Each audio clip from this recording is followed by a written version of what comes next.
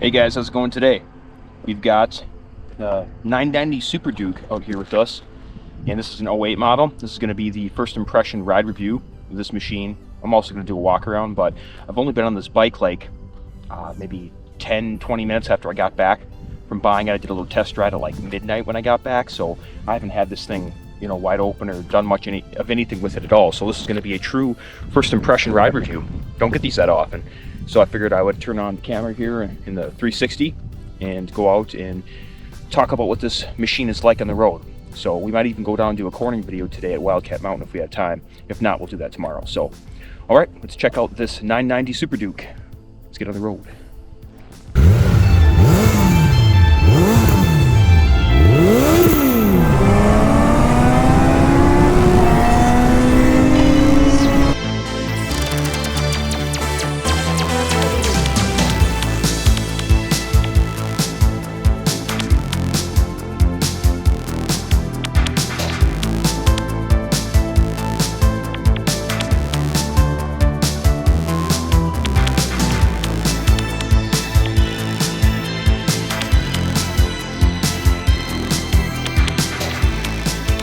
Mounting up on the 990 here. Here is a key turn.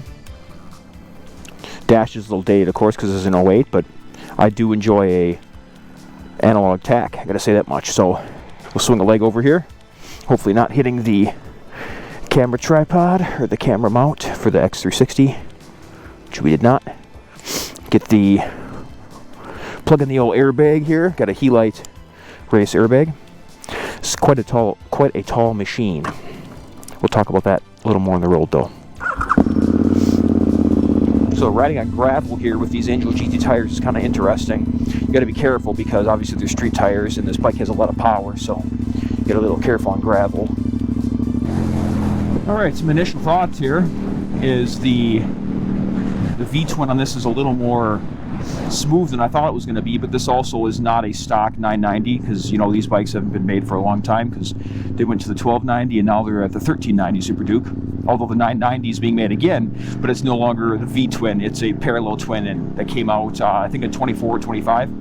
So this video is being shot in 2025. So yeah, quite smooth V-twin, pretty smooth throttling, but this bike has a power commander on it and it's been tuned. It has a full Acra exhaust system, so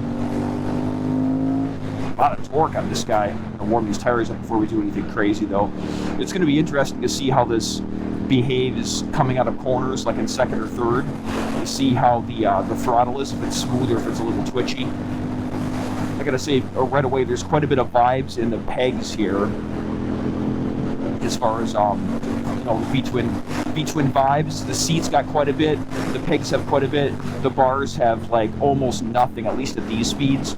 We'll see if it smooths out at all in higher gears at higher RPM, or I'm sorry, lower RPM at higher gears.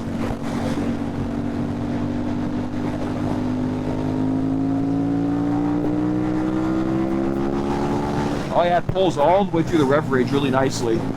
So that was third and almost up to red line, not quite. I think this red line's at what, like 10.5, something like that. So pretty incredible scenery out this way too. Out here in the back roads in Wisconsin.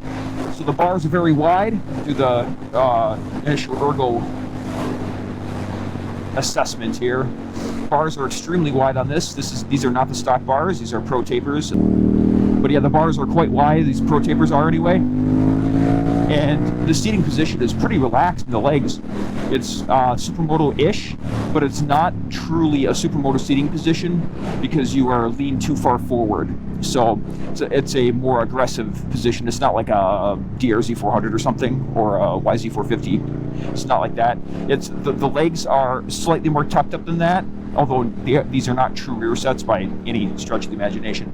But you are more leaned over the front, more along the lines of something like, let's say, Ducati not Streetfighter, Ducati Monster. You're kind of leaned over like that, like the 1100 Ducati Monster had in this channel. I'll put a link to that video here too, so you can check it out. Down in the description up above here. If you want to check out the Monster, because they're related. That 1100 Evo that we had in the channel was 2012 is a direct competitor to this bike on the used market, I would say. This has a little more horse still. And yeah, because this is water cooled, those are oil cooled monsters of those years. So coming up over the hill here, and wow, yeah, this really has a lot of pull. So this has more pull than that Monster had. Forgive me if I'm comparing it to the bike too much. It's just that I just had that motorcycle, and these are they're quite similar. This KTM and that Monster. So yeah. Do a brake check here. Front brakes are quite good. They're Brembo. It's a Brembo affair up front and in the rear in this. And we'll check the rear brake right here. So we'll go up to about 30. Yeah, no ABS in this. So got a little lock up there maybe. But rear brake is pretty progressive. It's not super wooden feeling or anything like that. Also, this rear brake is not stock. I do have the stock single piston unit for the rear on this, but the previous owner, or actually the owner before the previous owner, was using this on track days and such, and was probably a pretty serious rider from the sounds of it. So he had the rear brake caliper swapped out to be a 2-piston Brembo, which I got some B-roll footage, so I'll put that here for you guys to check out if I remember. And yeah, so the rear brake is quite good, better than stock, because you've got an extra piston, right? And you've got steel braided brake lines on this, which is nice.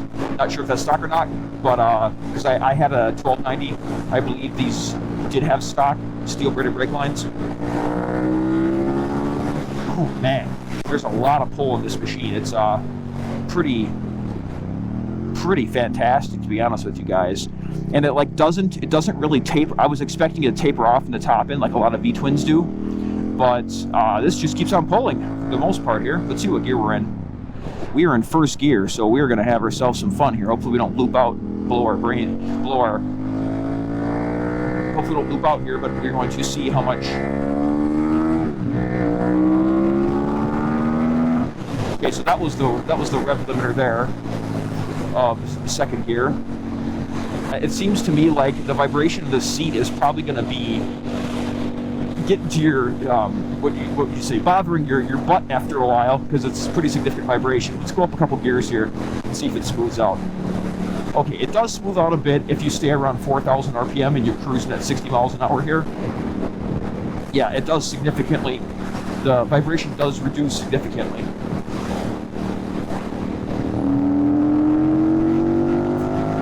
Yeah, you even got torque. There's not a lot of torque there when you're in the higher gears, but it's still there. We're like in fifth gear right now. So coming to a stop here, put a foot down. In order to get my foot flat on the ground on the left side here, I have to keep one foot on, so I cannot touch both sides. So if I'm like this, it's tippy toe only. So this is a tall bike, and the seat is also quite wide. So I'm 5'10", so yeah, if you're a shorter person than me, this is going to be a pretty tall bike for you guys, just to let you know. So you're going to have to one-foot it at stops and stuff, if that is the case, if you're looking at this machine. Okay, yeah, so significant vibration up there. And let's see, we're up at 7,000, 8,000. Quite a bit of vibes. Some on the handlebars. There's especially vibes in the seat and the pegs. So we'll go up another gear. We're at 5.5. A little bit better, but still pretty vibey. Go up here to 5th. This is where it starts to kind of smooth out. Right around 5,000 here. We're doing about 70. Okay, we're in 6th gear now. Doing about 4,000. So around 4,000, 4,500, the bike really mellows out on the vibration. I know I'm talking about this a lot because I know a lot of you guys are ask about this, and it's a big deal because if you're doing a lot of freeway and highway riding, you want to know if it's going to shake your brains out, right? So we're doing about 65, about 4,500 RPM, and it's not bad. Like you could cruise like this, pretty comfortable, move back in the seat a little bit. This is actually not bad. So I was expecting it to be a little more vibey than this. It's definitely not vibration free because you're on a V-twin. but it's definitely manageable and nothing that would bother me. It's not as much. It's less vibey than a big single, like a DRZ or something like that. Obviously not as smooth as a triple, like when you compare it to like a street triple or something, or a speed triple. It's obviously not going to be as smooth as that. It's just, there's just no way around it. Those modals are really well balanced. All right, so there's a little bit of twisty stuff coming on up here. So we'll do a little twisty work here. This machine has about 120 horse stock, but this has been significantly modified with block-off plates and exhaust and tune, so we're probably, I don't know, 130, 135, maybe something like that, and maybe a little more torque. I will put the specs up on the screen here. So far, feels pretty decent on the tires. Tires should be decently warmed up by now.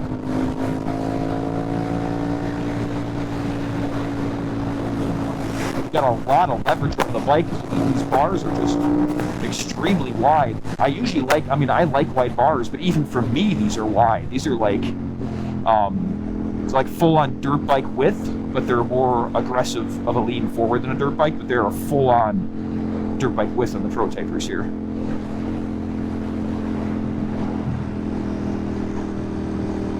Leading off is a bit interesting because the seat is so big, and I think I'm probably going to get bigger, what do you call it, heel guards on the back of the for your heels to lock in so you can hang off, because these heel guards feel both small and kind of flexible, which I am not a fan of. I'm a stickler for a good heel guard to lock your boot in when you're riding, and this just these are not it. So we're gonna go ahead and probably replace these heel guards with something both more significant and more what would you say, sturdy for stiff feeling. The bike feels extremely light, so this bike weighs what, like maybe 440 wet or something like that stock, but this has been lightened up as well. Carbon fiber parts, the such, the exhaust, so this is maybe in the 430s, and it feels lighter than that. The Ducati 1100 was like 400 pounds wet. This feels about like that, but this feels even a little bit lighter, so the center of mass must be a little lower in this bike than the Duck, and it doesn't feel as light as the little Kawasaki Z400, of course. That bike is extremely light. It doesn't feel that light, but it is a very light feeling machine. You turn the throttle off, it's a bit choppy. You turn off and on here. It's not terrible though.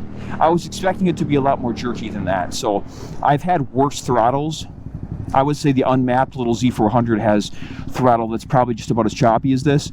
Of course, there's a lot less power in that machine though, so a lot less to scare you with than this has, of course. But this is about this. It's not terrible, but it is a little bit choppy. Oh man. Yeah, this pulls, man.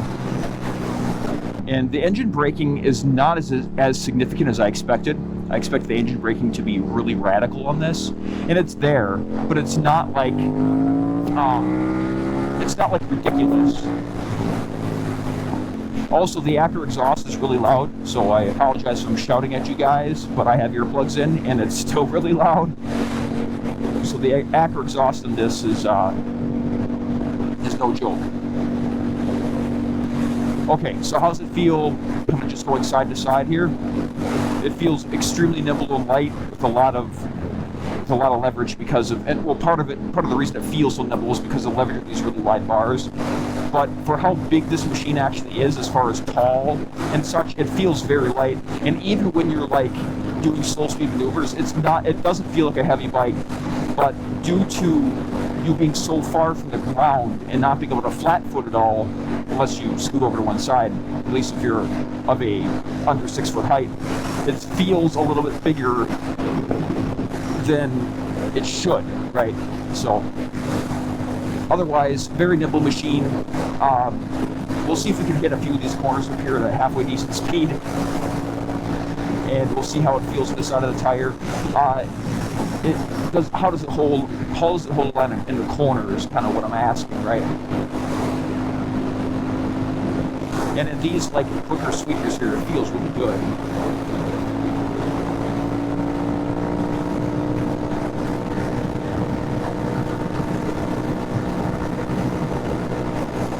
The suspension on this is quite stiff, but this suspension is not stock.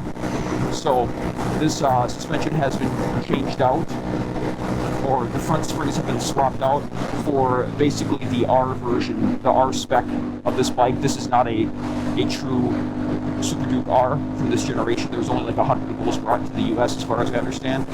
But this one's been converted to be basically an R version, so the front suspension of this is stiffer like the R bike, because of stiffer springs, and then the rear shock here has been modified or changed as well. I also have a rebuilt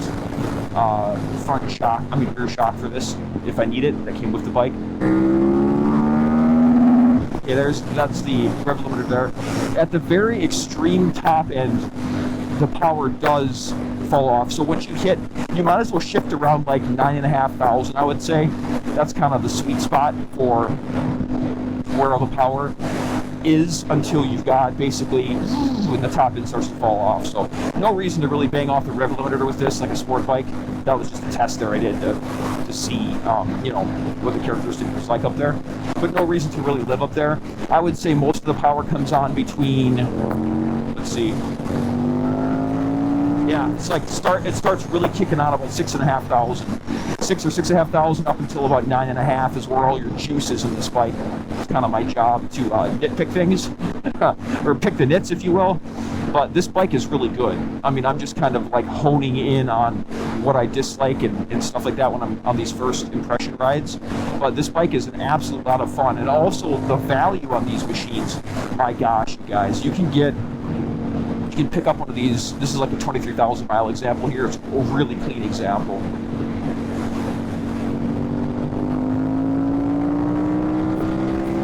And it's just, wow, that a little extra blast of power there at 8,000 and fourth gear was unexpected. Wow.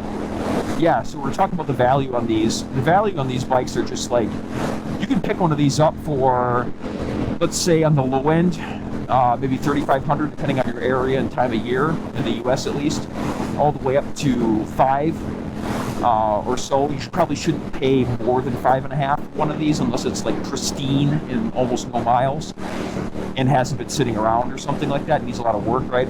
So yeah, you could get these on the low end, maybe 35 on the extreme low end, and then probably around, I would say 4,000 to 4,500 is like the fair range for these, with a clean example with maybe 15 to 20,000 miles on it.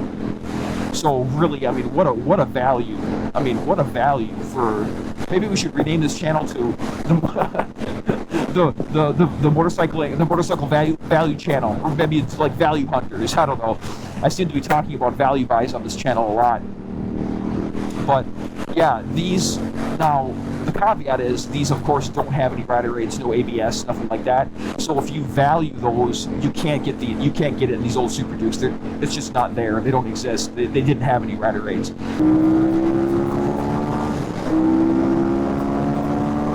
Oh wow, that is just a fantastic amount of power. Let's see if the eccentricity is still holding on back there. It's holding on back there for dear life. It's like, don't leave us behind. All right.